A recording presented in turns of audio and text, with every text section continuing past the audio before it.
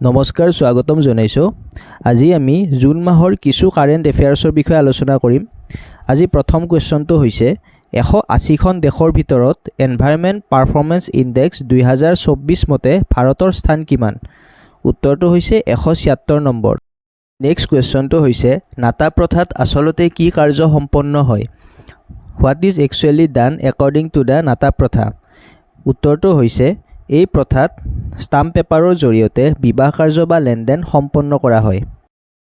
Next কুৱেশ্যনটো হ'ল PAN Pinter award 2024 কোনে লাভ কৰিছে?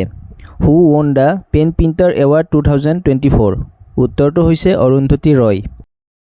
নেক্সট কুৱেশ্যন, কোনখন দেশৰ মহাকাশযান প্ৰথম যিয়ে চন্দ্ৰৰ দূৰৈৰভাগৰ পৰা অৰ্থাৎ ফাৰ ছাইড অৱ দ্য মুনৰ পৰা নমুনা আনিছে?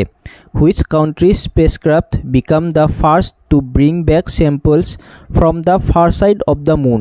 উত্তৰ হৈছে চাইনা আৰু মিছনটোৰ নাম আছিল চেং-6 mission. Next question, Taiwan athletic open প্ৰতিযোগিতাত ভাৰতে কিমানটা স্বৰ্ণ পদক জিকিছে? How many gold medals has India won in the Taiwan athletic open? উত্তৰ হৈছে 3টা স্বৰ্ণ পদক আৰু মুঠ পদক সংখ্যা হৈছে 7টা।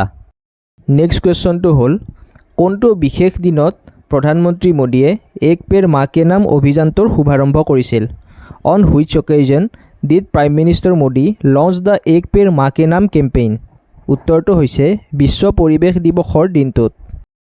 নেক্সট কুৱেশ্যন, কোনখন ভাৰতীয় চহৰক বিশ্ব শিল্প পৰিষদে আনুষ্ঠানিকভাৱে বিশ্ব শিল্প চহৰ হিচাপে স্বীকৃতি দিছে?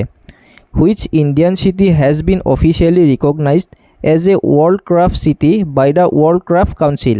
উত্তৰটো হৈছে শ্ৰীনগৰ। নেক্সট কুৱেশ্যন হ'ল সুনীতা উইলিয়ামছে বয়িঙৰ ষ্টাৰলিন মহাকাশযানত মহাকাশলৈ যোৱা মিছনটোৰ নাম কি? What is the name of the mission that Sunita Williams went to space on the Boeing Starliner spacecraft? উত্তৰটো হৈছে ক্ৰিউ ফ্লাইট টেষ্ট মিছন। এতিয়া শেষৰ কুৱেশ্যনটোলৈ আহিছোঁ। 2025 চনৰ QS বিশ্ববিদ্যালয় ৰেংকিঙত ভাৰতৰ কোনখন বিশ্ববিদ্যালয়ে ভাৰতৰ ভিতৰত শীৰ্ষস্থান দখল কৰে? Which Indian universities secured the top spot in India in the QS world university ranking 2025? উত্তৰটো হৈছে IIT বোম্বে। আৰু বিশ্বৰ ভিতৰত টপ ৰেংকত থকা ইউনিভাৰ্চিটিখন হৈছে MIT।